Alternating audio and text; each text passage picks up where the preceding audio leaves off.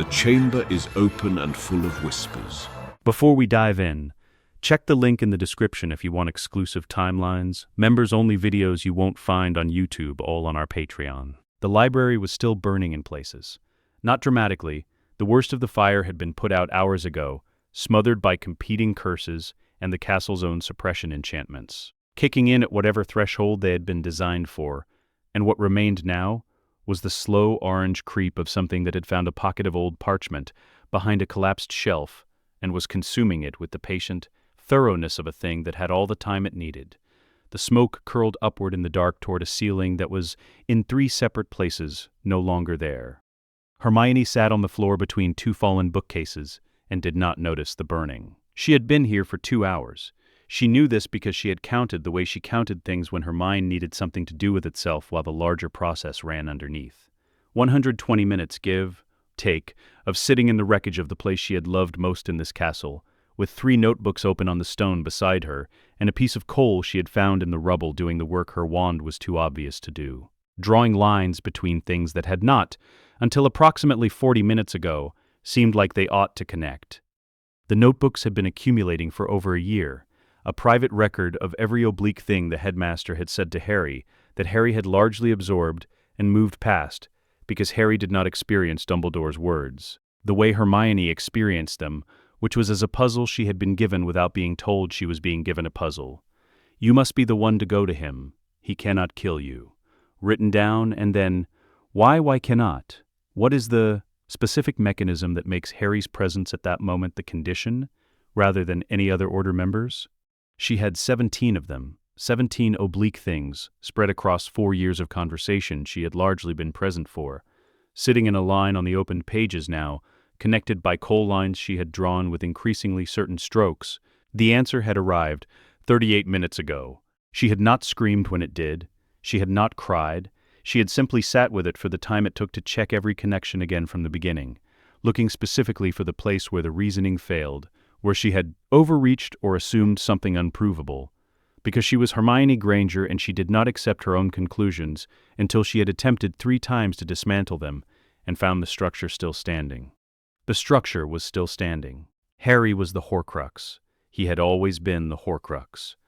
And Dumbledore's plan, the plan that had been running like a current underneath every lesson and every hint, and every carefully constructed gap in what they had been told, required Harry to walk into the forest and let Voldemort kill him, on the faith that something in the killing would separate the fragment from the person without destroying both. She breathed through her nose, slowly, and looked at the coal lines. If Harry dies, the Horcrux dies with him.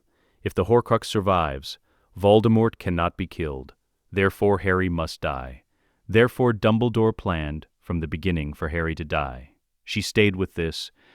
The burning pocket of parchment somewhere to her right consumed itself with a small, final sound, and the library got darker, unless the substitution is valid.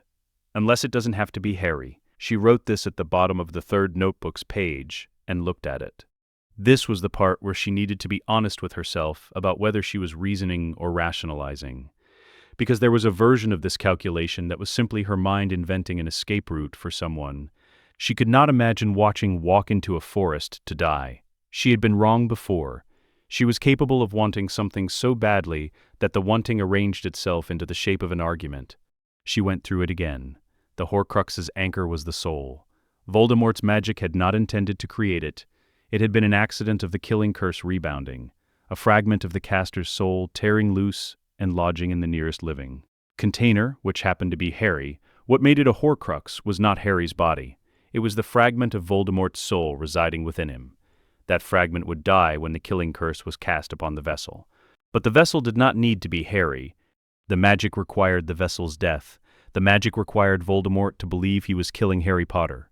The magic required, she was writing this now, quickly, in the coal, a bond between the substitute and the original so total, so precisely calibrated that the sacrificial protection generated would transfer rather than fail.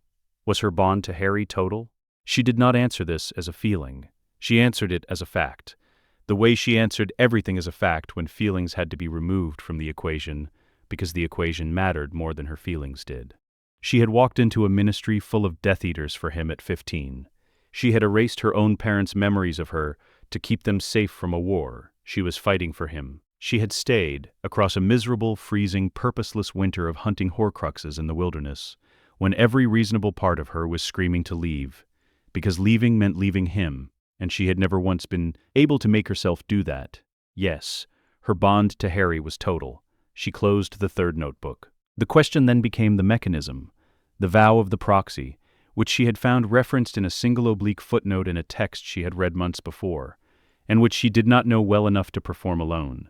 But she knew someone who might, and she knew what she needed to carry with her. The snitch. She had worked it out weeks ago and had never said it aloud. The golden snitch Dumbledore had left to Harry in his will, the one inscribed with, "I open at the close." The resurrection stone was inside it. She had been certain of this for weeks, in the way she was certain of conclusions she hadn't yet verified but knew to be structurally sound. Harry had been carrying it in the outer pocket of his jacket. She had seen him touch it more than once tonight, in the distracted, unconscious way people touched things that anchored them when everything else was uncertain. She heard footsteps in the corridor outside the library. She closed the notebooks. She stood up, brushed ash from her robes, and waited. Harry came through the door. He looked exhausted in the way that 17-year-olds should not look exhausted. It was not tiredness so much as the accumulated weight of a year of running and hiding and losing people, pressing down on a face that was still fundamentally young underneath all the damage it had absorbed. He looked around the library, at the fallen shelves and the smoke-stained ceiling, and then at her. "Thought you'd be in here," he said. "Habit," she said. He crossed the room to where she was standing, stepping over rubble without looking at it, and she watched him the whole way because she was, in these specific minutes, doing the things she did not generally allow herself to do, in the middle of a crisis, which was to look at him as if he were the most important thing in the room. He usually was. That was the whole problem. He sat down on a piece of collapsed shelving and rubbed his face. "Luna says the fighting will start again before dawn." "It probably will. McGonagall wants everyone in the Great Hall in an hour." "I know." She should tell him. She understood this. She understood that the correct thing, the rational and cooperative thing, the thing that the version of herself from 2 years ago would have done immediately, was to open the bag and lay the 3 notebooks out between them and say, "I've been doing the mathematics and I think I know what Dumbledore was planning, and I think I know what it requires." And Harry would absorb it the way Harry absorbed necessary, terrible things, which was quietly and with a specific look in his eyes like he was watching a door close on a life that might otherwise have been his. And then he would go. He would go into the forest. He would press the snitch to his lips and let it open and meet his parents' shades, and he would walk to his death in the dark with a kind of courage she genuinely believed she would not have been capable of if their positions were reversed, and she was not going to tell him. She had known this for 38 minutes, from the moment the conclusion first assembled itself, but she was only acknowledging it to herself now, with Harry sitting 2 feet away from her in the burning dark. She was going to stun him. She was going to take the snitch from the pocket of his jacket, and she was going to walk into the forest herself and do what needed doing, and he was going to wake up to a world in which the Horcrux was gone, and Voldemort was killable, and Hermione was not. She began to say something, not the thing she meant. Not "I have done the mathematics, and I love you, and I have never told you that clearly enough, and this is the closest I'm going to get to telling you, so hear it in whatever I say, instead." Not any version of that, because any version of that would tell him too much about what she had decided, and she needed him to suspect nothing. "Harry," she said. He looked at her. She looked at him for a moment that lasted slightly longer than it should have, and then she said, "Don't forget to eat something before the hour's up. You won't fight well if you're—" She drew her wand from her sleeve in the same motion she used to end the sentence, and the stupefy was quiet and clean and precise, the way she did everything, and Harry was unconscious before the word had finished leaving her mouth. She caught him. She lowered him carefully to the floor, between the fallen shelves, out of sight of the library door. She looked at him for exactly as long as she let herself look. Then she reached into the outer pocket of his jacket and found the snitch, cold and still in her palm. She closed her fingers around it. She left the 3 notebooks on the floor beside him, because some part of her needed to leave something, and the notebooks were the closest she had to a record of how she had arrived here, of everything she had worked out, so he would understand when he woke. She walked out of the library without looking back. The one thing she had not let herself say was still in her throat when she stepped out of the castle and into the dark. It stayed there. The forest received her without ceremony. That was the first thing she noticed, the absence of drama in the tree's acceptance of her passage through them. She had expected something, some quality of resistance or wrongness, that would confirm she was doing an extraordinary thing, because extraordinary things in her experience had always announced themselves through the specific atmosphere they created around the person doing them. But the forbidden forest simply parted for her the way it had always parted for people who walked into it with sufficient purpose, the branches moving aside at the level of her face, the root systems lying slightly flatter underfoot, as if the land itself had no opinion about what she was here for and was simply being a forest. She had the snitch in her left hand and her wand in her right. She walked for 6 minutes before she stopped. Not theatrically, there was no particular significance to the number. She had simply found, walking through the dark between the trees, that she needed those 6 minutes to arrive at a place of sufficient stillness. Not peace. Exactly. She was not going to pretend to herself that she was at peace. But stillness, the specific quality of a person who has examined their own decision from every available angle, and found, at the end of the examination, that they would make it again. She raised the snitch to her lips. She pressed it there, not as performance, not as gesture, but with the complete interior attention of someone who understood exactly what the inscription meant, who had understood it for weeks, who was now standing at the close of something and was ready to say so. The gold was cold against her mouth. She held the breath in, letting the understanding go fully outward rather than keeping it in. The snitch opened. She felt it more than heard it, the faint, delicate sigh of the casing splitting along its seam, and then something falling into her palm, small and dark, and lighter than it had any right to be, a stone that had no reason to feel as significant as it did, except that it was. She held the resurrection stone. She turned it 3 times in her palm. Nothing happened for long enough that she became aware of the sound of her own breathing. Then the air changed. Not temperature. The forest was cold and stayed cold. But the quality of it shifted in a way that had no physical explanation. The way the air in a room shifted when a presence entered it that was neither warm nor cold, but was simply unmistakably there. She looked to her left, because something told her to look left without anything visible requesting that she do so, and Lily Potter was standing between 2 silver birches at a distance of perhaps 10 feet, and she was exactly what Harry had described, and nothing like what Hermione had imagined. She was young. That was the first thing. Hermione had known intellectually that Lily had died at 21, but knowing it and seeing it were different things. This was a woman only 4 years older than Hermione was now, with Harry's eyes and a face that was otherwise entirely its own, and the shade quality of her made the green of those eyes look silver, made the specific energy of her presence feel like cold moonlight rather than warmth, real but not alive. She was looking at Hermione with an expression that contained no surprise. "I know why you're here," Lily said. "I think you probably do," Hermione said. The shade moved closer, not walking exactly, the feet present, but not strictly necessary, the motion more like intention resolving into position. She stopped at a distance of about 4 feet and looked at Hermione with an attention so complete it felt like being read rather than seen. "He doesn't know," Lily said. "No, he's going to wake up and—" "I know what he's going to do," Hermione said quietly. "That's why I need this to be fast."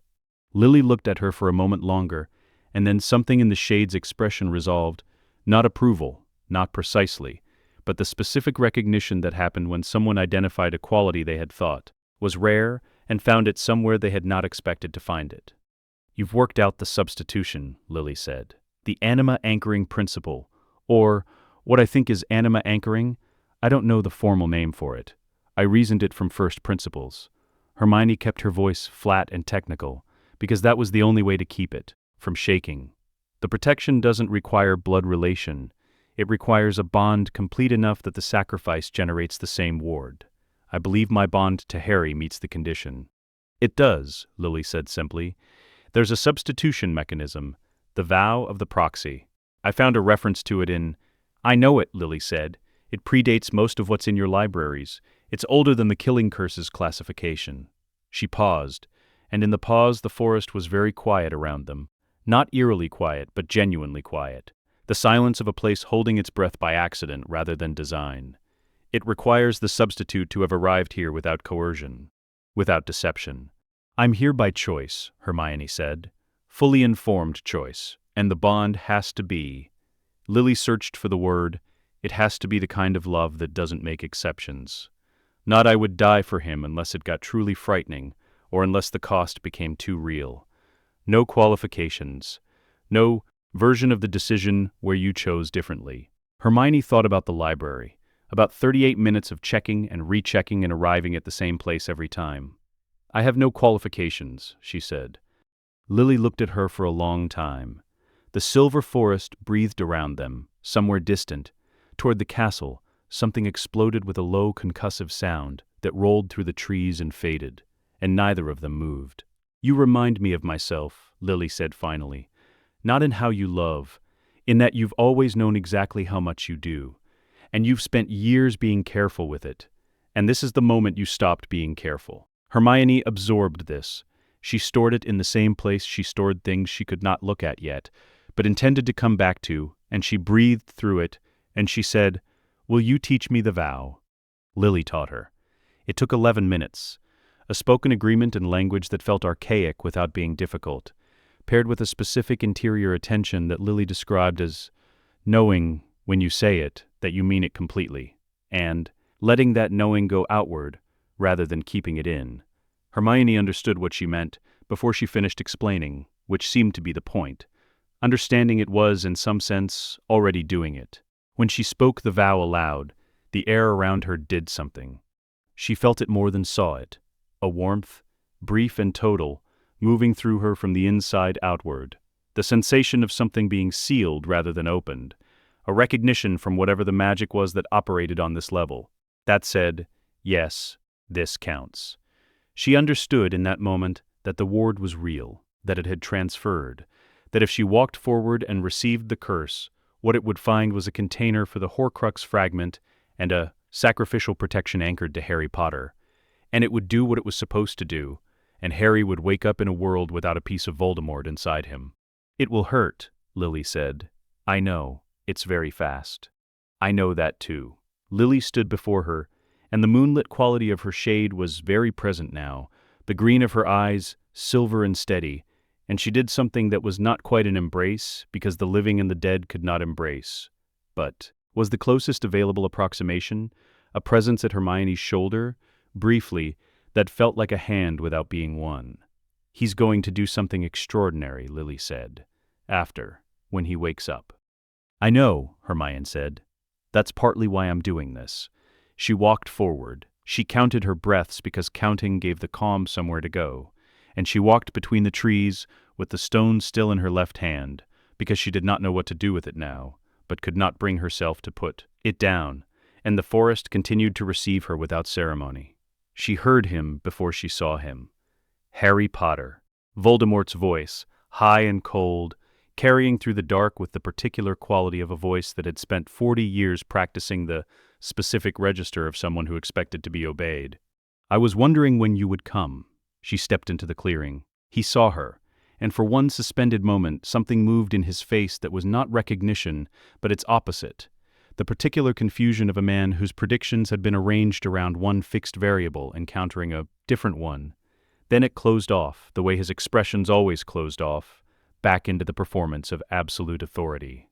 Bow to me, Voldemort said quietly, the instruction of someone who had never once had to raise his voice to make people comply. Bow to me, and I will make this swift. You have until I count 3. Hermione looked at him across the clearing. No, she said. The green light was immediate. She had time for one more breath, and in the breath she thought of nothing except Harry waking up, and the way he would look when he realized, and the fact that she was sorry it would hurt him, and not sorry about anything else, at all. Then the green, then the dark, then nothing for a while, and then something else entirely. Harry woke to smoke and the specific silence of a castle that had stopped fighting. The first thing he felt was the floor, cold stone against his cheek, the particular chill of Hogwarts flagstones at night, a sensation he knew well enough to identify before his eyes opened. The second thing he felt was his scar, and the feeling of his scar was what brought him upright faster than the disorientation of waking should have allowed, because his scar felt wrong in a way he had no prior reference for, which was to say it felt like nothing at all. Not pain, not the dull background pressure he had carried for 17 years like a second heartbeat, located slightly wrong. Not the cold flare of Voldemort's proximity or the hot spike of his rage. Simply nothing. Silence in the place where something had always lived. The specific quiet of an absence he had never once been able to imagine before this moment, because the thing that was absent had been there since he was 1 year old. He sat up between the fallen shelves of the Hogwarts library and understood, before any other understanding arrived, that the Horcrux was gone. The second understanding arrived 3 seconds later. Hermione was not in the library. He looked at the floor where she had been standing. He looked at the 3 notebooks she had left beside him on the stone. He did not know yet everything they contained, only that she would not have left them without intention. He looked at the space beside him where her bag rested, still present, and then he checked his jacket pocket. The snitch was gone. He was on his feet before the thought had finished forming, moving toward the library door with the specific quality of motion that was not running so much as the body executing a decision the mind was still catching up to. He understood what the missing snitch meant. He understood what the left-behind notebooks meant. He understood what the stun from across the room, clean and precise, aimed so he would not fall badly, had been saying instead of what she had actually said. He went for the grounds. Ron found him on the castle steps 20 minutes later. He came through the main doors looking for McGonagall and found Harry instead, standing at the top of the steps looking out at the grounds with a quality of stillness that was wrong enough to stop him where he stood. "Harry, where's Hermione?" Harry did not answer immediately. He was looking at the forbidden forest, at the tree line, at the dark between the trees that gave nothing back. "She figured it out," Harry said. His voice was very flat, the specific flatness that Ron had learned across 7 years to recognize as the register Harry used when the thing he was saying was too large to say in any other register without it breaking. "The Horcrux. She figured it out and she didn't tell me. She took the snitch, Dumbledore's snitch, which means she worked out the stone was inside it, which means she was ahead of all of us, the whole time. She stunned me. From behind, she was careful about it. It was clean, it was precise. She made sure I wouldn't fall badly."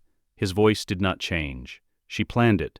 She worked the whole thing out, and she came to say goodbye, and she didn't say goodbye. She said something about eating before the hour was up, and then she stunned me and—" He did not finish the sentence. Ron looked at the forest. He looked at Harry's face. He put these things together in the way that Ron Weasley, who was not quick with theory but was extraordinarily quick with people, put things together. "No," Ron said. It was not a question. He sat down on the stone steps.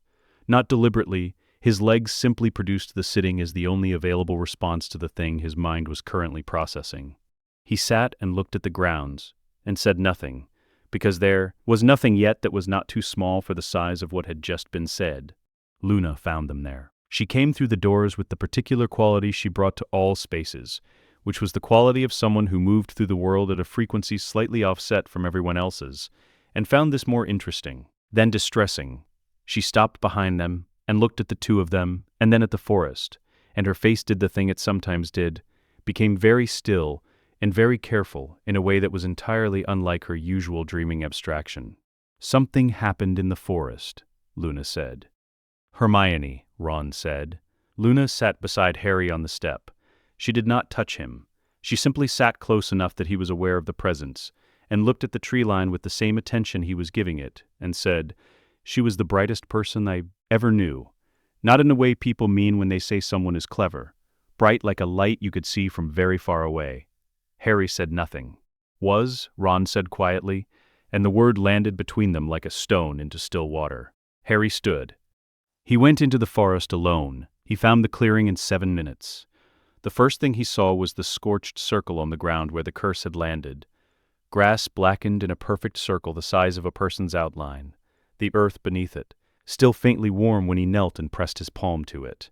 Beside the scorch mark, half buried in the fallen leaves, the golden snitch opened along its seam, empty. She had pressed it to her lips herself.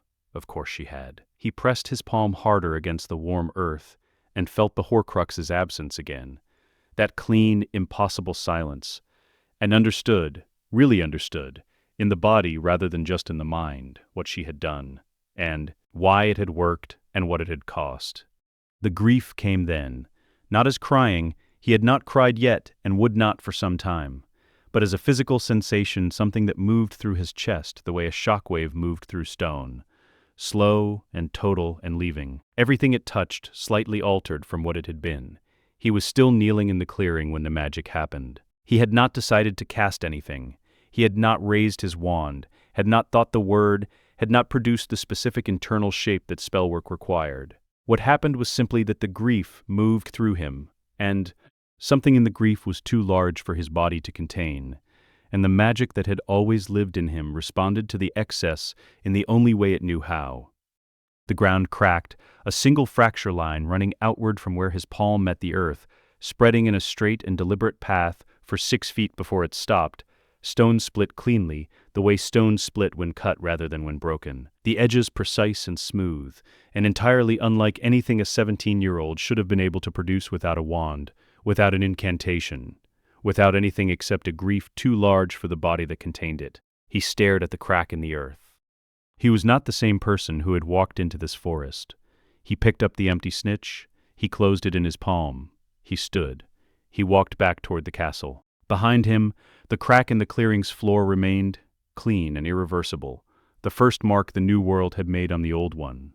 He walked back through the castle gates when the sky was beginning to pale, and the battle was already resuming. He could hear it before he saw it, not the organized roar of armies engaging, but the specific chaotic percussion of individual duels running simultaneously across multiple floors, curses deflecting off stone in the upper corridors, the particular crack of a door being blown from its hinges somewhere to his left, and beneath all of it, the persistent low sound of the castle itself absorbing damage.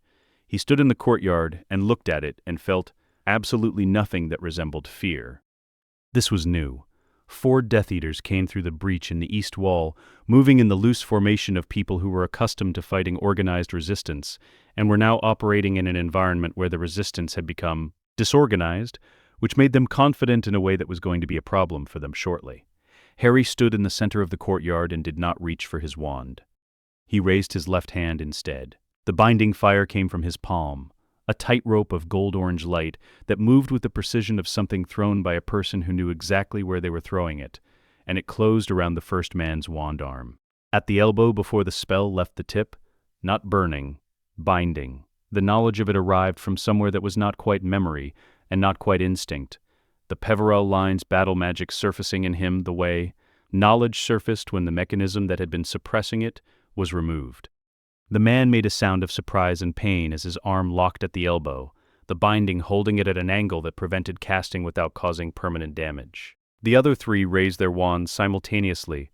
"I am Harry James Potter," Harry said into the courtyard's brief moment of stillness, "and I am invoking the right of magical sanctuary under the Peverell Charter, which has stood since the early Middle Ages, and which I, as a confirmed Peverell heir, am empowered to cite. I declare this assault upon Hogwarts School to be a violation of that charter." He paused. "Lay down your wands," he said, "or demonstrate to me that you don't intend to." 2 of the 3 who had their wands raised fired at once. He moved without deciding to move. And the movement was wrong in the way that only wandless magic was wrong. Too fast, too certain, too much like the body knowing something the mind hadn't yet verified. The curses passed through the space he had been standing in and hit the courtyard wall, and he was already inside their casting distance, already doing something with his left hand that silenced the specific channel between their intent and their wands, the channel that connected will to spellwork. The 2 Death Eaters felt their wands go dead in their hands, as though the objects had simply forgotten what they were for. The 3rd one lowered his wand slowly, watching Harry with an expression Harry recognized, the specific look of a person recalibrating, a person who had arrived at this morning with a clear understanding of the power structure, and was now receiving information that contradicted it at a fundamental level. Harry looked at him for a moment. "Smart," Harry said, and meant it without warmth. He found Neville near the clock tower, ash-stained and breathing hard, the sword of Gryffindor in his hand. There was something dark along the blade. "Nagini," Neville said, before Harry could speak. He held up the sword briefly. "Near the entrance hall. About 10 minutes ago. He looked at Harry steadily, the steadiness of a person who had decided they would not flinch and had kept the decision through a very long year. "She's gone." Harry looked at him for a long moment. "Good," he said. "That's the last one." Neville read his face. He glanced toward the forest, briefly and back. "I'm sorry," he said, simply, without filler. "I know," Harry said. "Thank you." He walked toward the Great Hall. Voldemort was in the Great Hall when Harry found him. Not by accident. The Great Hall was where Voldemort had always intended the ending to occur, because Voldemort understood theater in the way that all people understood the things they had spent their lives using as weapons. He was standing at the hall's far end, beneath the bewitched ceiling that had gone gray and strange in the battle's aftermath, surrounded by the remnant of his inner circle.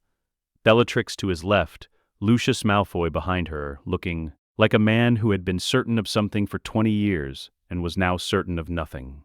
Harry walked to the center of the hall and stopped. "I was told," Voldemort said, with the measured quality of someone producing words they had prepared in advance, "that Harry Potter was dead." "You were told wrong," Harry said. "My curse killed the Horcrux," Harry said.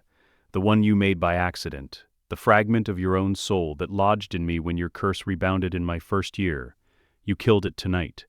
But Nagini is also gone, which means there is nothing left." He watched Voldemort's face as he said this, not with performance, not with the specific texture of a boy confessing something devastating, just facts, presented as facts. "There is nothing left to anchor you and Hermione. Granger, the one you've never thought worth worrying about, made sure of it." Something moved in Voldemort's face, very small and very fast, but Harry was standing close enough and paying close enough attention, and what he saw was not rage, not yet, but the first flicker of something rarer in that particular face, which was disorientation.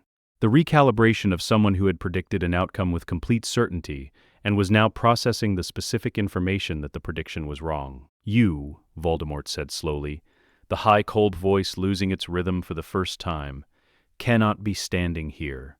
"She worked it out," Harry said. "Hermione, she worked out what Dumbledore planned, and she substituted herself so I wouldn't have to walk into the forest.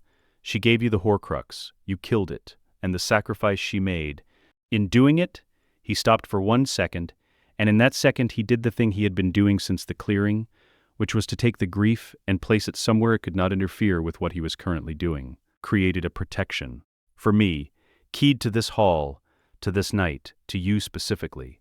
You cannot touch me, not with the Elder Wand, which is mine, and not with anything else you have. He watched the moment it arrived. The specific moment when Voldemort understood not just that he had been outmaneuvered, but by whom. His whole ideology, the 40-year architecture of his belief that love and sacrifice were the instruments of the weak, arrived at its terminal contradiction. He had been destroyed, as he had been destroyed the first time, by exactly the thing he had never once been capable of imagining as a genuine force. But this time the instrument was not a mother whose name he knew.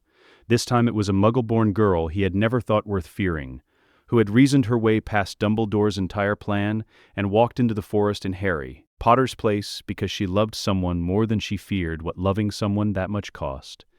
The rage came then. Harry saw it arrive in Voldemort's face and recognized it correctly, not as power but as the specific fury of a man confronting the irreversible proof that everything he built his identity on was wrong. "Kill him," Voldemort said. The Death Eaters along the walls moved. Harry did not reach for his wand. He raised both hands, and the binding fire took the first 3 in the same motion, wand arms locked, and the silence constraints dropped onto the next, 2 before their spells left their wands. Bellatrix fired from his left, not at him, at McGonagall. The old Bellatrix tactic of making Harry choose between fighting and protecting. And Harry made the choice instantaneously, the cloak line's evasion magic moving him across. 12 feet of floor faster than the distance should have allowed. The deflection ward dropping from his right palm in a flat pulse that caught her curse at 3 feet and returned it to sender as pure force without the killing component. She hit the wall. She was alive. He had calculated that specifically. He turned back to Voldemort. Voldemort cast the Elder Wand in his hand, producing something older than the killing curse, designed to unmake a wizard's magical core entirely. Harry watched it come across the hall and did something with his right hand that, arrived not from his own training, but from the Peverell knowledge now fully open in him, a targeted dissolution of the curse itself at the point of its structural intent, removing the keystone rather than breaking the wall. The curse came apart in the air between them. Not deflected, unmade, Voldemort stared at the empty air where his curse had been. "The Elder Wand," Harry said, walking forward now, still without his own wand drawn, "hasn't been yours since Draco Malfoy disarmed Dumbledore. It's been mine since I took Draco's wand at Malfoy Manor. You've been casting with a wand that was never going to give you its best, against a person who inherited 3 magical traditions you spent 50 years believing didn't matter." He stopped 10 feet away. He raised his right hand. The unmaking curse, full force, was silver-white, the color of old metal, the color of the resurrection stone's surface in dim light, and it moved from his palm to Voldemort's chest with the same clean precision as everything else he had done tonight, and what it unmade was not Tom Riddle's flesh, but the 50-year architecture of dark magic that had been keeping a man running on borrowed time. There were no Horcruxes left. There was nothing to anchor him to life. The unmaking curse found a man who had been borrowing time on a debt that was already called, and simply stopped the borrowing. Voldemort fell. No dramatics, no final speech. He fell the way things fell when there was nothing holding them up anymore, simply and without any ceremony at all. The great hall was entirely silent. Harry stood in the center of it, with the silver-white light fading from his palm, and he looked at the floor, and he did not feel triumph. He felt the specific absence of triumph that arrived when the thing you had been building toward was complete, and the only thing waiting on the other side of it was the grief you had been keeping at arm's length in order to get here. He lowered his hand, Luna's voice from the window very quiet. "It's done. It's done," Harry said. He did not look at anyone. He walked to the hall's edge and sat down on the steps there, with his back against the wall and his wand still in his jacket where he had put it hours ago. And he put his face in his hands and stayed, very still while the morning came, slowly, through the high windows, into a world that had just become different from all the worlds that had preceded it. An hour after the battle, Harry went back to the library. He found the 3 notebooks exactly where she had left them, between the fallen shelves, beside the space on the floor where he had been lying. Their covers were ash-stained. The coal lines were still visible through the smudged pages, connecting things that had not seemed like they ought to connect until she made them connect. He sat on the floor and read every word she had written in the last hours of her life, following the coal lines and the marginal corrections, and the places where she had crossed something out and rewritten it more precisely. At the bottom of the 3rd notebook's final page, in smaller writing than the rest, she had added a single line that was not part of the argument. "H. The reasoning is sound. Trust it." I did. He sat with this for a long time. The castle moved around him. People passing, voices in distant rooms, the specific ambient sound of a place beginning, slowly and with great effort, to reorganize itself after a catastrophe. He did not move. Ron found him there eventually. He stood in the doorway and looked at Harry on the floor with the notebooks, and he did not say anything for a long time. "She worked the whole thing out," Harry said eventually. 3 notebooks over a year. "Every oblique thing Dumbledore ever said to me that was strange. She kept a record of all of it, cross-referenced it, drew lines between it. She was ahead of all of us the entire time." Ron turned to the corridor and lifted a piece of rubble with his wand and set it aside. Then another. Levitating stone was what Ron's hands needed when his mind was occupied with something too large to sit still with. "That sounds like her," he said. "It does. Was she?" "She wasn't afraid," Harry said. I can't know for certain, but the way she did it, the stun, the way she made sure I wouldn't fall, she was precise, she was careful." He stopped. She was herself. All the way through. Ron set down his wand. He leaned his head against the corridor wall and closed his eyes, and the muscles in his jaw worked once, twice, and then settled. "Right," Ron said. "Yeah," Harry said. They stayed there together in the silence that was not empty, and Harry felt, for the first time since waking on the library floor, something that was adjacent to not being alone. In the weeks that followed the ceasefire, when the city was learning to be ordinary again, Harry went to the Ministry of Magic. He arrived without an appointment. He was 17 years old, and he walked through the atrium in the particular way he had been walking through spaces since the morning after the battle, with the quality of someone who had assessed the room before entering it and had arrived at a conclusion about the room that the room did not yet know had been reached. The officials who saw him did not ask if he needed help, because he was Harry Potter, and Harry Potter had killed Voldemort in front of 60 witnesses, and the appropriate response to him walking through the Ministry atrium was not to be the person who asked if he had an appointment. He went to the Department of Mysteries. The senior unspeakable's name was Croaker, and he was old in the way that people who spent their careers studying the most dangerous things in the world were old, not frail, but careful, with the specific quality of someone who had learned through long experience that everything interesting was also dangerous, and had organized their life around taking the interesting things seriously. He looked at Harry across a desk stacked with documents and said, "The department does not receive visitors." "I am a confirmed Peverell heir," Harry said. The 3 objects currently housed in the Death Chamber were created by members of the Peverell family in the 13th century. The right of heritage access to family magical artifacts held in ministry custody is established under the Charter of Magical Inheritance, which has not been superseded. He paused. "I've done the research." Croaker looked at him for a long moment. He had the expression of someone who had encountered many kinds of pressure in his career and was currently updating his taxonomy to include this specific variety. "What do you want in the Death Chamber?" he said. "Access to the veil," Harry said, "and enough quiet to work without your people in the room." Croaker gave him 2 hours, and Harry accepted this because 2 hours was enough for what he needed today, which was not to perform the retrieval, for that was years away, but to understand precisely what he was working with. The Death Chamber was exactly as he remembered it, and nothing like the first time he had been here, at 15, in the middle of a fight, with Sirius alive and then not alive within the same terrible minute. He had experienced the room as threat, as the terrible gravity of the thing behind. The veil pulling at everything it could reach. He had heard the voices even then, through the veil's surface, and had understood them as voices even while the adults around him refused that understanding because, admitting, voices were real meant admitting what they implied. He stood at the veil's edge now and felt it differently. The veil was approximately 3 meters of ragged black fabric, suspended from a stone arch in the center of a sunken stone amphitheater. It moved without wind, not constantly, not dramatically, but occasionally, in the way that a curtain moved when something on the other side of it shifted, and the movement was wrong in the specific way that things were wrong when they operated outside the rules that governed everything else in the same physical space. The air around it was colder than the room by several degrees, and the cold had texture to it, the specific texture of a cold that was not temperature so much as proximity to something existing at a different order of reality. He listened.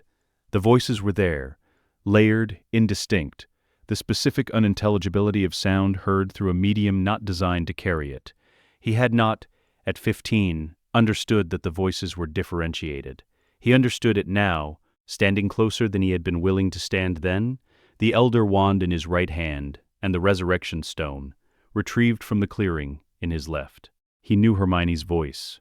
He had known it for 7 years in every register it possessed, the rapid, certain voice of someone explaining something she was sure of, the quieter voice she used when she was working through something she wasn't certain of yet, the voice she used in the library when she said something about eating that was not what she meant at all. He closed his eyes and listened for it. He did not find it clearly, not in any way that would have held up as evidence rather than desperate interpretation.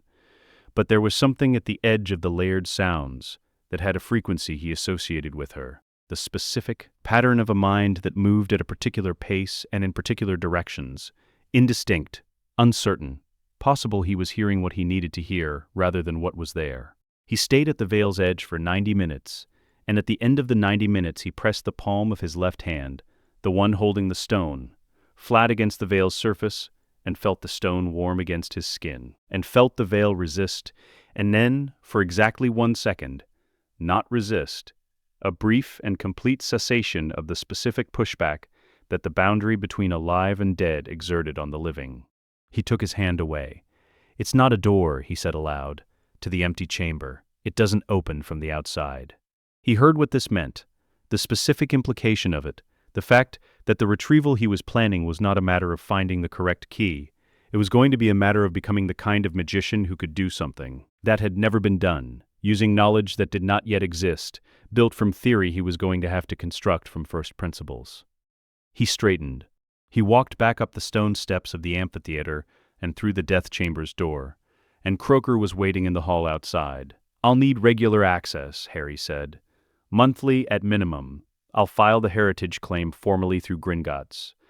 "Mr. Potter," Croaker said carefully, "what exactly are you attempting?" Harry looked at him. "Something that can't be done," he said. "Those are the only things worth attempting."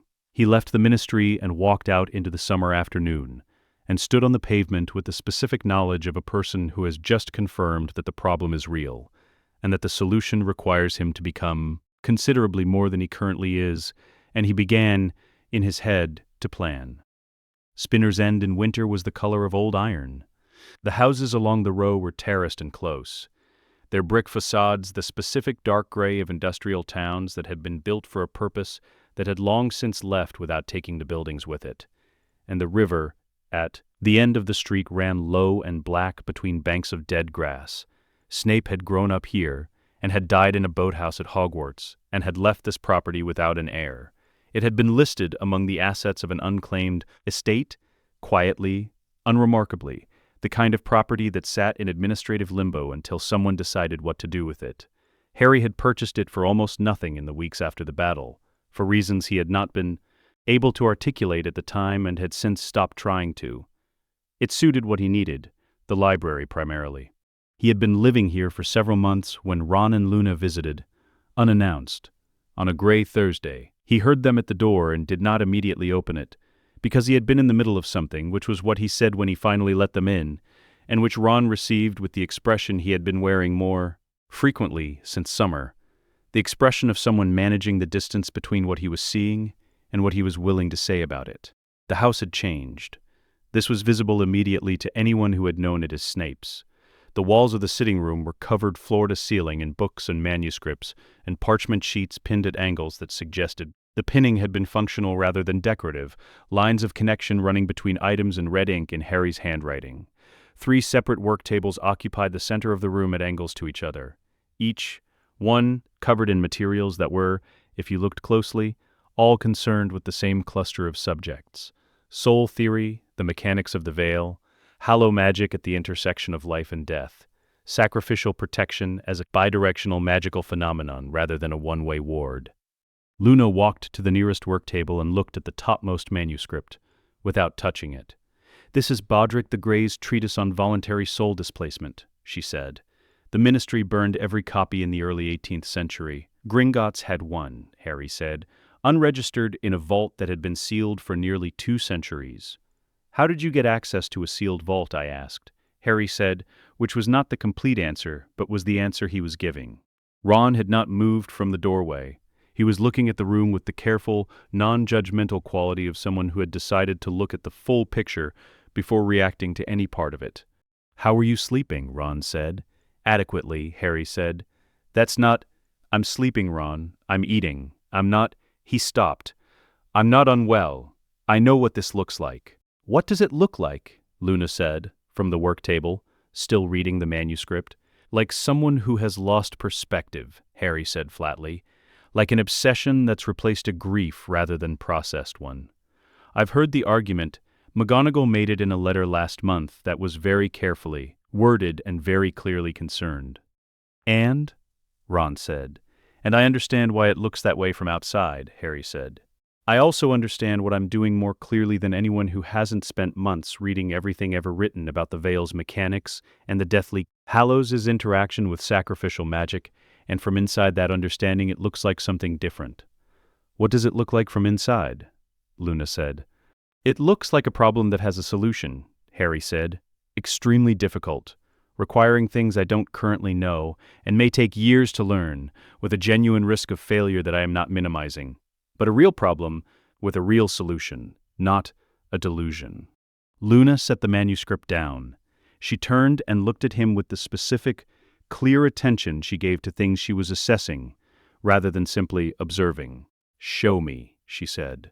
He showed her. It took 2 hours, which was how long it took to explain the theoretical framework he had been building since the summer, starting with the anima anchoring principle that Hermione had applied and working backward and forward from it simultaneously, backward into the history of sacrificial magic to understand what the vow of the proxy had actually done at a mechanical level, forward into the specific anomaly it had created in the Hallow logic by using the Resurrection Stone in an unauthorized substitution. The anomaly was this. The stone, when Hermione turned it, had been acting under the authority of the Hallows unity principle, which held that all three Hallows united in a true master constituted a complete mechanism for mastery over death. Hermione had used the stone without being its owner. She had used it in a ritual substitution that had worked, which meant the Hallows logic had recognized the substitution as valid. But valid substitutions, in magical contract theory, created reciprocal obligations. If the stone accepted Hermione's use as valid, Harry said, standing at the central work table with 3 manuscripts open, then the stone, and by extension the full Hallow mechanism under my mastery, owes her the relationship it would have owed her had she been the stone's owner, which is the relationship the stone has always had with those it summons. A tether, a connection maintained across the boundary of the veil. The veil doesn't allow return, Ron said carefully, not arguing, thinking. The veil doesn't allow return for ordinary deaths, Harry said. Hermione's death is not ordinary.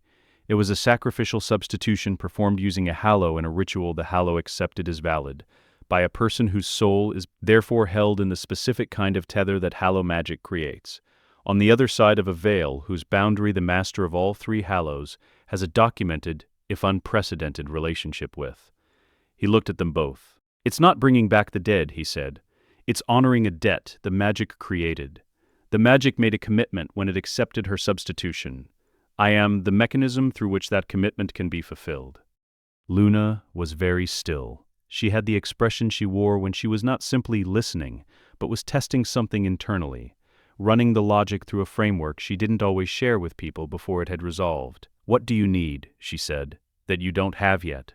The containment ritual, Harry said. I know what needs to happen at the veil. I know the intention framework. I know the Hallow mechanism. What I haven't solved is the containment. When the tether pulls her soul back through, there has to be something waiting on this side to receive it. Bodrick's treatise gets close, but he was working without knowledge of Hallow magic. He's describing the mechanics of voluntary soul displacement without understanding that the Hallows create a specific subtype. And finding that? Another year, possibly 2. There are 3 texts I haven't been able to locate.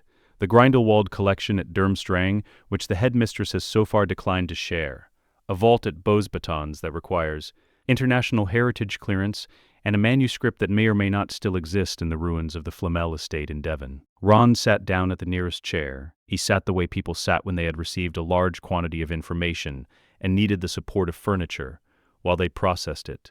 You've actually worked this out, he said. I've worked out that it's workable, Harry said. There's a difference. I haven't solved it yet, but you're going to.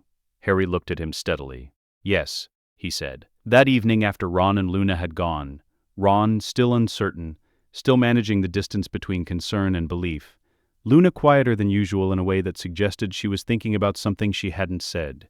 Harry sat at the central work table with the lamp burning low and a paperback open in front of him that was not part of the research. He had found it 3 weeks before, when he had finally reluctantly opened the bag she had left in the library, the bag she had not taken with her into the forest because she had taken only the snitch, and found, among the other, textbooks and the quills and the organized debris of her life, a Muggle novel she had been rereading. The margins were full of her handwriting. Not notes, not the purposeful annotation she gave to academic texts.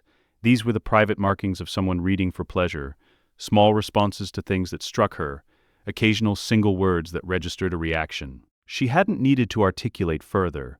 2 places where she had drawn small stars next to passages she particularly liked, and 1 place where she had written yes, exactly beside a paragraph about the specific way that loving someone changed the internal geography of your sense of self. He sat with this for a long time in the low light of Spinner's End, surrounded by the apparatus of a method that was not an obsession, and he read her marginalia, and he let himself, for the first time in months, be entirely without the composure that the work required. He cried eventually, the specific exhausted crying of someone who has been managing a grief rather than feeling it and has finally run out of the energy that management required. He sat at the work table with the novel in his hands, and her handwriting in the margins, and he cried the way he had not cried since the clearing, since the warm earth and the crack in the stone. He fell asleep at the table eventually. In the morning he made tea and opened Bodrick's treatise and found the page he had been working from, and picked up his quill. The work continued. The ritual took 3 years to build and 47 minutes to perform. Harry stood in the death chamber on the morning that fell precisely 3 years to the day since he had woken on the library floor, and looked at what he had assembled, and felt, for the first time since he had begun, something that was not certainty exactly, but was the shape certainty would take if it arrived. He had been certain of the theory for 8 months. He had been certain of the containment mechanism for 3. What he had not been able to manufacture until this morning, standing in the room with everything prepared, was the specific quality of readiness that existed below theory and below preparation, the body's acknowledgement that the moment was real. The amphitheater was different from how he had found it 3 years before. The modifications were subtle by design. The unspeakables who maintained the department had argued against every single one of them, and Harry had obtained ministry authorization for every single one of them through a process that had involved Kingsley personally reviewing the heritage claim documentation on 4 separate occasions, with Luna attending 2 of those meetings in a support capacity that had proved unexpectedly effective, partly because Luna asked questions that made the ministry officials feel they were the ones lacking context rather than the ones providing it. 12 anchor points, placed in a circle of specific radius around the arch, each one keyed to a different aspect of the Hallow mechanism.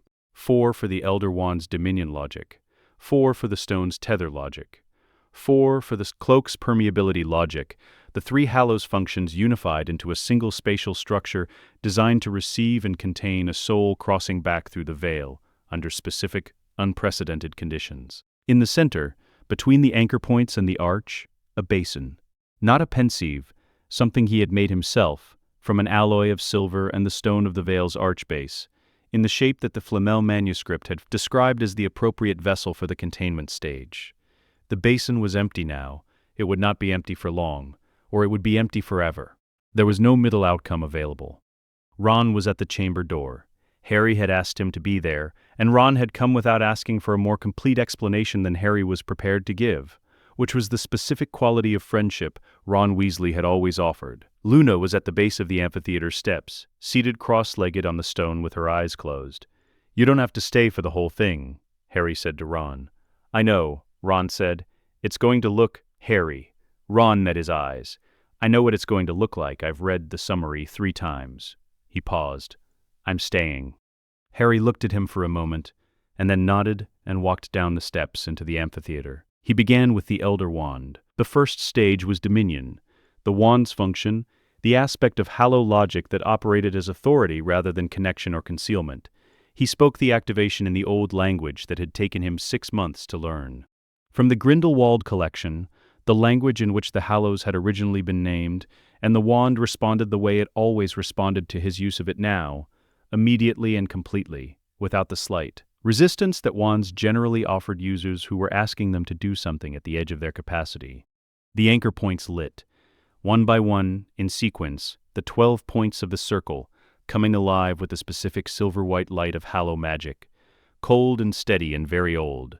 Second stage, the stone. He held it in his left hand and turned it, not 3 times, but 7, which was the number the Flamel manuscript had specified, and which had taken him over a year to verify through 4 separate independent sources. And he spoke Hermione's name, not once, 17 times in sequence, each time attached to a specific memory. The ritual required anchor points of a different kind for this stage, not physical objects but named memories of a shared life, each one functioning as a coordinate in the specific magical geography of a bond, detailed enough to locate a particular soul in the space behind the veil. He had selected the memories with more care than he had given to anything, except the ritual itself. The library at Hogwarts, first year, the troll, second year the polyjuice potion brewing in the girl's bathroom, with the door spell she had cast with her left hand, because her right was already occupied. Third year, the spinning sensation of the time-turner, her arms locked around him. Fourth year, her face when Victor Crumb asked her to the Yule Ball, the specific expression she thought no one was watching. Fifth year, the DA, the way she called them to attention without raising her voice. Sixth year, the Inferi in the lake, The fire she had produced and the way she had not stopped to register that she'd done something extraordinary. 7th year, the tent, the long silent months, the specific way she breathed when she was asleep that he had become so familiar with it, was sometimes the only sound he was certain was real. The clearing of the library on the last night, the coal lines on the notebooks, the stun, precise and careful, the way she had made sure he would not fall badly. He spoke each memory aloud as its own sentence, the specific language of the ritual attaching intention to articulation, and with each one the stone pulsed in his left hand, 7 pulses in total, building in intensity, the cold of the death chamber dropping several degrees with each one, until his breath was visible in the air before him. The veil moved, not dramatically, the same slight, impossible movement it always made, without wind, but more so than usual, sustained rather than occasional, as if it had registered the invocation and was responding to it with the specific, reluctant permeability of a boundary being called from both sides simultaneously. 3rd stage, the cloak. He spread it on the stone floor between himself and the arch and spoke the permeability invocation, the ignotus line's magic inverted, not concealment, but aperture, the cloak functioning now as a prepared gap in the boundary, between alive and not alive, rather than as a thing that hid its wearer from notice. The veil went still. For 11 seconds the chamber was completely silent and completely motionless, and the silver white of the anchor points was the only light, and Harry stood in the center of it and felt everything he had built across 3 years held.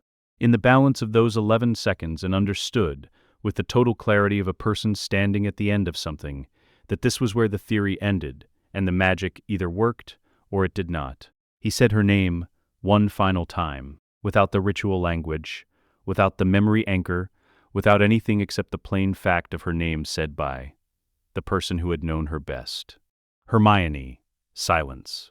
The basin stayed empty. The veil did not move. Harry stood in the cold silver light and watched the veil not move, and felt something in his chest arrive at an edge he had been approaching for 3 years, without letting himself acknowledge how close he was to it.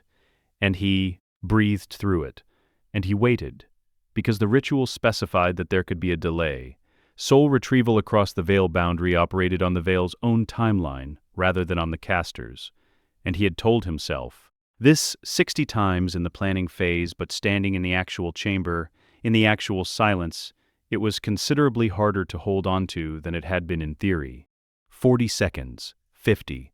The basin remained empty.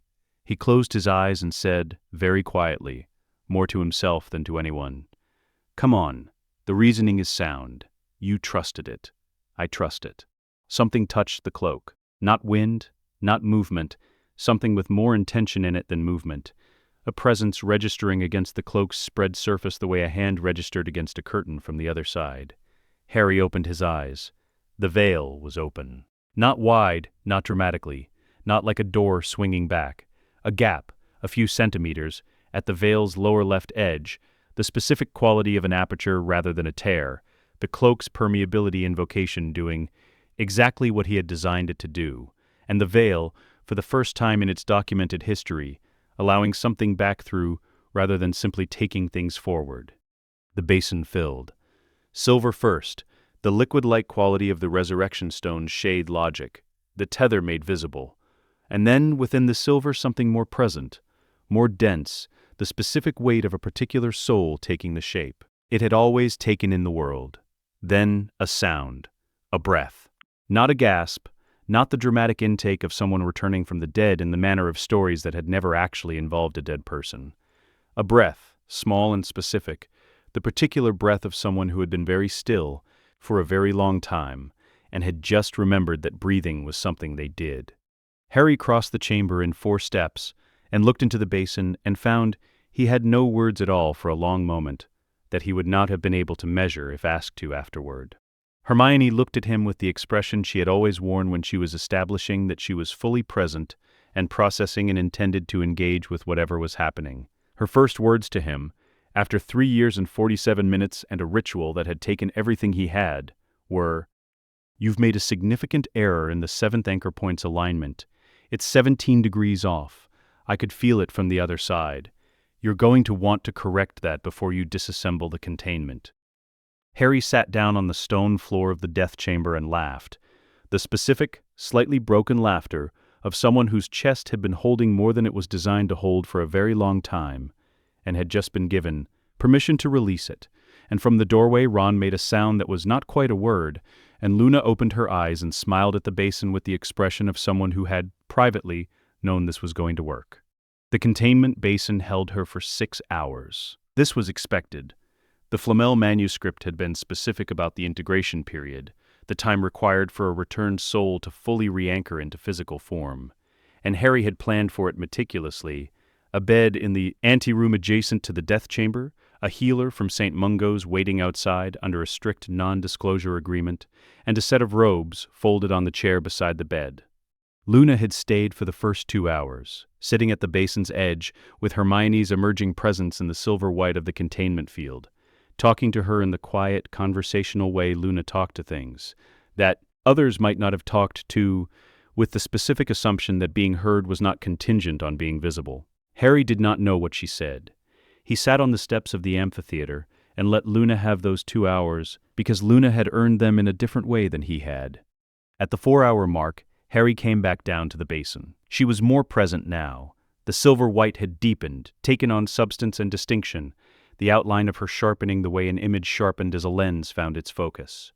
He could see her face. He sat beside the basin and looked at her face, which was her face exactly, unchanged, 17 years old the way she had been on the night the war ended, and he absorbed this and said nothing because there was nothing yet that would not interrupt what was still completing itself.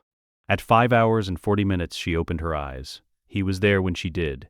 He had been there continuously for the last 40 minutes, close to the basin, not touching it, simply present. She looked at the ceiling of the death chamber first, at the stone vaulting above her, at the anchor points still glowing softly at the periphery of her vision, and then she looked at him. For a moment, neither of them moved. Then she said, very quietly, "You're older. 3 years," he said. She absorbed this. He watched her absorb it, watched the specific process of Hermione Granger receiving information and integrating it, the slight movement behind her eyes that meant she was already building the framework, around it, already asking the next questions. "Did it work?" she said. "The Horcrux did?" "Yes," he said. "Voldemort is dead, has been for 3 years." She closed her eyes briefly. He watched the relief move through her face, clean and total, and understood that she had gone into the forest not knowing for certain, had performed the substitution on the strength of her own, reasoning without confirmation, without any guarantee that the logic was right, and had carried the uncertainty of that through whatever the 3 years on the other side of the veil had been for her. "Good," she said. The reasoning was sound. "Yes," he said, "it was." The healer's name was Torres, and she was professional in the specific way of medical practitioners who had been briefed on something unusual and had decided to treat the unusual as simply a variant of the usual. She examined Hermione with the focused, non-performative thoroughness of someone who was going to do her job correctly, regardless of the circumstances surrounding it. "The physical integration is complete," she said.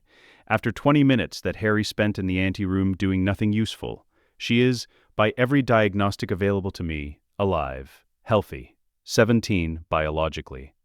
She paused. "There are some things I'm reading in her magical signature that I don't have a reference for. Not concerning. Unusual. Her core reads differently from a standard post-trauma baseline. It has depth, more layers than the scans. Should show, like a chord rather than a single note. Whatever she's been doing for the past 3 years, it wasn't simply waiting." Harry went in. Hermione was sitting up on the bed in the anteroom, wearing the robes he had left on the chair, holding a glass of water in both hands, with the careful attention of someone reacquainting herself with the basic requirements of physical existence. She looked up when he came in. "The anchor point issue," she said immediately. "I corrected it," he said. 17 degrees, as you said. How did you calculate the original placement?" "Bodrick's angular specifications." "Bodrick was working from a different hemisphere," she said. "His angular calculations assume southern latitude. You're in London." "I know. I found it in the Beauxbatons manuscript 2 years into the search and corrected it then. What I did not correct was the 7th point specifically because I couldn't access that anchor frame without disassembling the containment ring, and I was working within a time constraint." She looked at him. "You knew about the 17 degrees, she said. "Since late winter, And you performed the ritual anyway. The 17 degrees affected the containment's efficiency by approximately 4%, he said. It did not affect its viability. The ritual was sound. Something moved in her expression. Recognition, and underneath it something warmer, the specific warmth of seeing someone you know be exactly themselves, in a way you had not been certain you would see again. You've changed, she said. 3 years, he said again. No, she said. Not the time, you.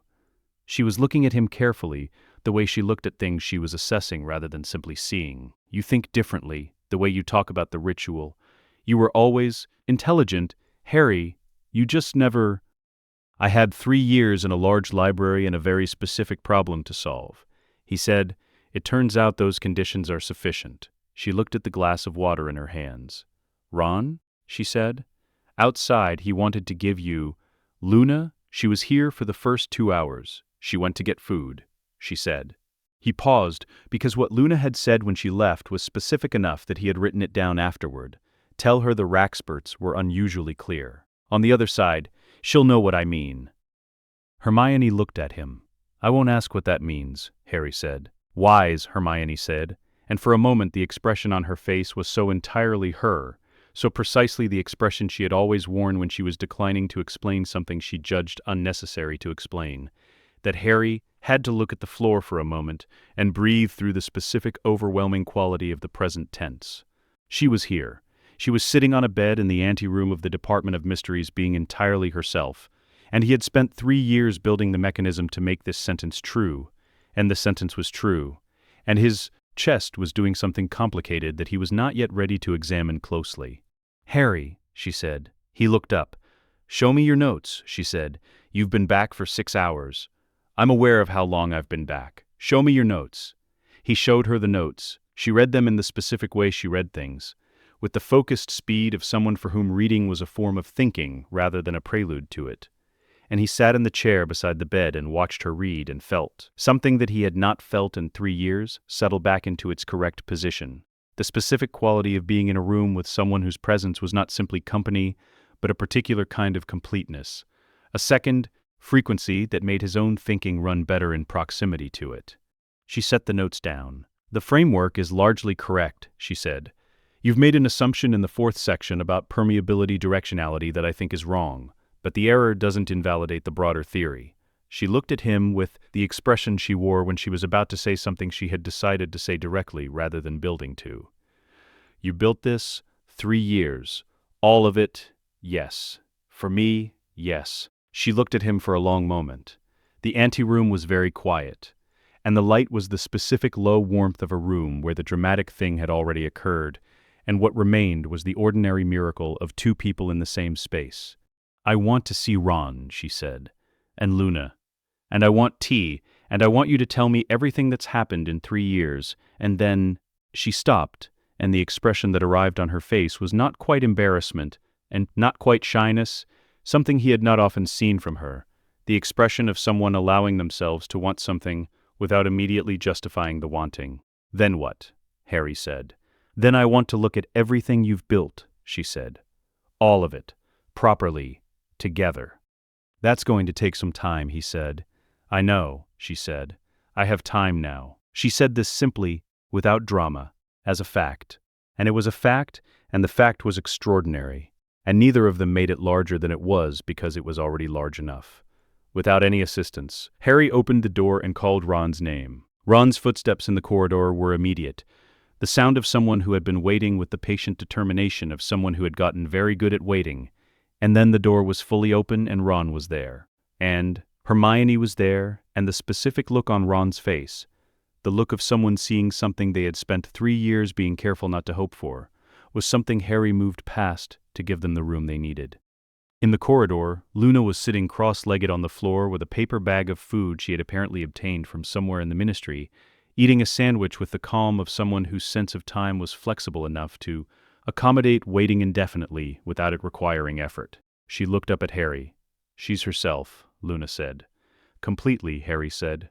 Good, Luna said, and offered him a sandwich, which he accepted, and they sat in the corridor outside the Department of Mysteries on the floor together While inside the room, Ron and Hermione had the conversation that 3 years and a veil required, and the morning moved into afternoon around them, and the ministry went about its business overhead, and nothing about the day announced itself as historic, except the specific quality of the ordinary that followed: extraordinary things.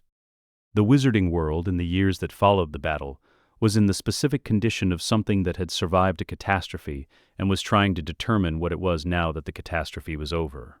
This was not a comfortable condition. The ministry was functional in the way that a repaired clock was functional. All the components present and operational, performing their designed functions, and carrying in every mechanism the evidence of the breakage that had preceded the repair. Kingsley was doing the work of rebuilding, with the specific quality of a man who understood that what he was building needed to be different from what had preceded it without yet having a complete picture of what different should look like. Harry and Hermione spent the first months of her return quietly. This was partly her recovery, not of health, which the healer Torres confirmed was complete by midsummer, but of the specific orientation to the physical world that years of non-physical existence required a person to reconstruct. Food, primarily. Temperature, the weight of clothing, and the particular sensory density of a world that made demands on the body continuously, rather than allowing it to simply be. She went through this systematically, the way she went through everything, with a notebook and a patience that Harry recognized as the same patience she had brought to the tent in winter. The spectral magic manifested gradually, in the way of things that were discovering their own range rather than being discovered by their user. She found she could perceive through barriers at a range that expanded over weeks, first seeing through the wall of a room, then across a city block, then further, the veil's boundary logic internalized as a form of sight that had no Muggle equivalent and only the loosest precedent in any wizarding tradition. She found she could work with the stone's tether logic directly, without the stone as an instrument. She found, one morning in late summer, that she could pass through a ward without triggering it, not by dismantling it, by existing briefly in the permeability state and moving through the ward's structure the way smoke moved through a screen. She came back through the ward Harry had constructed around the garden, at Grimmauld Place, and stood in the morning light looking at her own hands with the expression she wore when a theory had been confirmed, and the confirmation required more processing than she had currently allocated for it. "That's new," Harry said from the doorway. "Yes," she said. "I'll need to document it carefully. There are implications for ward theory that—" "Hermione," she looked at him. "You just walked through a ward," he said. "I know. Without dismantling it." "I know, Harry. Take a moment." She looked at her hands again, and then she took a moment, and then she opened her notebook. By autumn, they had begun meeting with Kingsley formally, once a month, in the minister's office.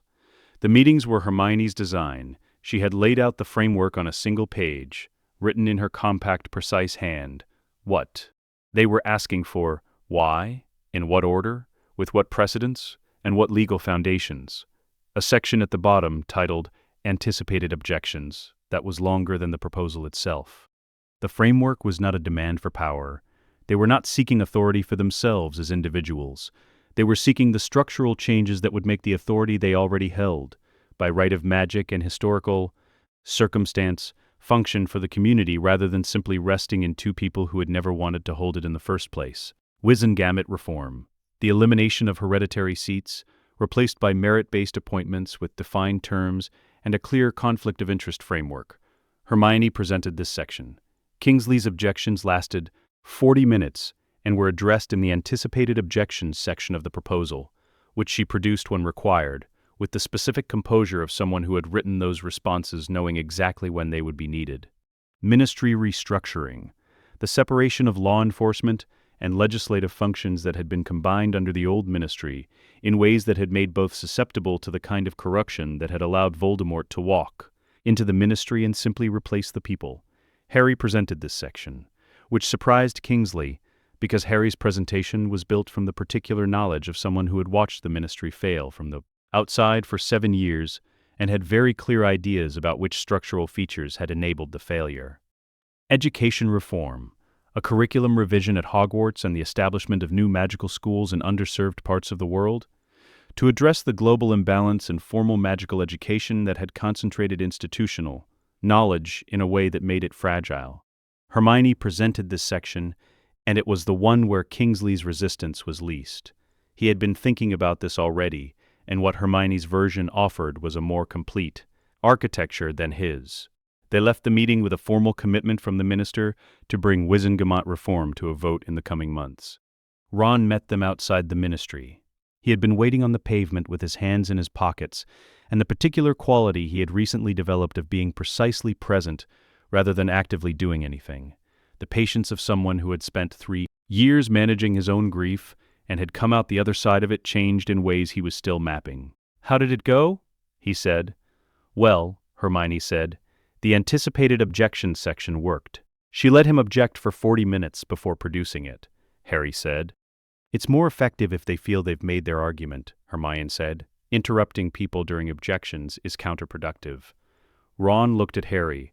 "She's terrifying," Ron said. "She always was," Harry said. "I'm standing right here," Hermione said. The Wizengamot reform vote passed by 4 seats, and the reform was contested vigorously by the bloc of hereditary families who understood exactly what the merit-based system meant for their historical access to influence. This contestation required 6 more months of work that neither Harry nor Hermione had initially planned for. But the vote had passed, and in the season that followed the vote, construction began on the first of 2 new wizarding schools, the first in West Africa, funded by a combination of the Potter and Black estates, designed in consultation with wizarding communities from more than a dozen nations who had been doing extraordinary magic for centuries, without access to the institutional framework that European wizarding education had concentrated in itself. A second school, in East Asia, was in planning. Harry attended the West African groundbreaking. He stood in red soil under a very large sky and felt, for the first time since the battle, something that was not the managed version of a feeling, but the actual feeling underneath. Not triumph, which had never interested him, but the specific quality of standing in the correct place, doing the correct thing, which was what Hermione had always called sound reasoning, arriving at its natural conclusion. He thought she would have used that phrase. He was going to tell her so when he got home. King's Cross Station on the 1st of September looked exactly as it always had, which was the specific quality of London train stations that had been doing the same thing for long enough that the doing had become indistinguishable from the being. Harry arrived at 10:45 with Hermione beside him. The particular quality of a man who had spent 19 years learning to be present in ordinary moments rather than passing through them on the way to something larger. He was 36 years old. The scar on his forehead was there and had always been there, and was simply a scar, the way all scars were simply themselves after enough time had made them part of the face rather than something that had happened to it. Hermione was 36 also, or 33 depending on the method of calculation, a joke she made occasionally with the specific dry delivery of someone who had decided that the ambiguity was interesting rather than troubling. She looked, by any visible assessment, exactly herself. The same brown hair that had never quite agreed to be managed, the same quality of attention that made people feel, when she focused on them, that they were the most important thing currently available for focus. The spectral magic had settled into her over the years, into something integrated rather than separate. Not a power set she accessed, but a quality she simply had. The way some people simply had perfect pitch, or the ability to read a room. She perceived through barriers as naturally as she breathed. Ron was already on the platform with his children. He had married Hannah Abbott years before, in a quiet ceremony at the Burrow that had been exactly right in every particular, and they had 3 children who were the specific combination of Ron's strategic instinct and Hannah's grounded warmth in various proportions. The eldest was starting Hogwarts today. She had Ron's red hair and had inherited, apparently, Hermione's habit of reading ahead in the curriculum. "She's going to be in Ravenclaw," Ron said, when Harry reached him. "I know it." "You thought that about yourself in first year," Harry said. "I was wrong about myself. I'm right about her." Hermione had already moved to talk to Hannah, and Harry watched them. 2 people who had arrived at friendship through the specific route of sharing a world with the same set of difficult, extraordinary people, and felt the platform's particular density of feeling, the compressed emotion of a place that had been sending children away to become something for 100 years. Luna arrived late, which was consistent, with Rolf and their twin boys, both of whom had the specific quality of children raised by Luna Lovegood, which was the quality of children taught from birth that the most interesting things were the ones that didn't fit existing categories. Luna kissed Harry's cheek and held both of Hermione's hands briefly, and looked at the platform with the open, slightly offset attention that all these years had not altered by any degree he could measure. Neville was there with his family, his daughter starting her 3rd year, and already, by all reports, establishing herself as the student most likely to exceed Neville's own considerable reputation in herbology. Neville had come back to Hogwarts years before as a professor, and had never left, which was the right ending for Neville, the correct one. The one where the thing he was best at and the place he was best at it in had simply found each other and settled. Ginny was not there. This was not a wound anymore. It had resolved into something less dramatic than wounds generally resolved into in stories, which was a mutual and clear-eyed recognition that what they had been to each other at 17 had belonged to 17, and that what came after was different. And that different was not failure. She had sent Harry a card that was warm and specific and exactly right, which was who she was. The train left at 11, and the platform began to clear in the way platforms cleared after departures. Quickly, because there was nothing left to do that the standing accomplished, and the emotional weather of the place shifted from the compressed feeling of goodbye into the broader, quieter feeling of the morning continuing. Ron and Hannah left with their younger children. Neville left for Hogwarts directly. Luna departed in a direction that was nominally the direction of the exit, but was Luna's direction, which was always slightly its own thing. Harry and Hermione stood on the platform after the others had gone. This was not planned. It was simply what happened when neither of them moved toward the exit at the pace the dispersing crowd implied, when both of them paused in the specific way of people who were not quite ready to leave a place they had been. 19 years, Harry said. Yes, Hermione said. Since the battle, that's generally what people mean when they say 19 years in this context. He looked at her. She was looking at the platform's far end, at the place where the train had been and was no longer, and her expression was the quiet one, the private one he had learned over years, was the expression she had when she was simply in a moment without analyzing it. I've been thinking about something, she said. What? The library, she said. The last night. I had a line, I started to say something, and I didn't finish it, because finishing it would have given everything away. She was still looking at the platform's far end. I've been thinking about it for 19 years. Not continuously. There were stretches of time on the other side when I wasn't thinking about it at all, and then stretches where I was thinking about very little else. What was the line? Harry said. She turned and looked at him. The platform was nearly empty now. The crowds of families and students dispersed back into the ordinary world, and the morning light came through the station's high windows at the angle that turned. Everything slightly golden, and she looked at him the way she sometimes looked at things she was about to be precise about. I was going to say, she said, that I have loved you, that word specifically, not cared about or been loyal to or valued, but loved, in the complete and unqualified way, since some point in our 4th year that I could locate if I went back through the journals, and I was not going to do anything about it because doing something about it was not the point. And the proof of that was that I was standing in a burning library about to stun you and walk into a forest, and the only thing I could think about was making sure you wouldn't fall badly. She said this with the specific qualities she brought to true things. Not rapidly, not with the momentum of something finally released, but with the same measured certainty she used for everything she had thought through, completely. That was the line, she said, or the shape of it. I have 19 years of practice articulating it more precisely, which is perhaps unfair, but the substance was always that. Harry looked at her on the platform in the morning light. He had known this. He had known it with increasing certainty since the months after the battle, when the shape of it had become clear to him. And then, with absolute certainty, since the morning she had come back through the veil, and corrected his anchor point alignment before she had established whether she was properly alive.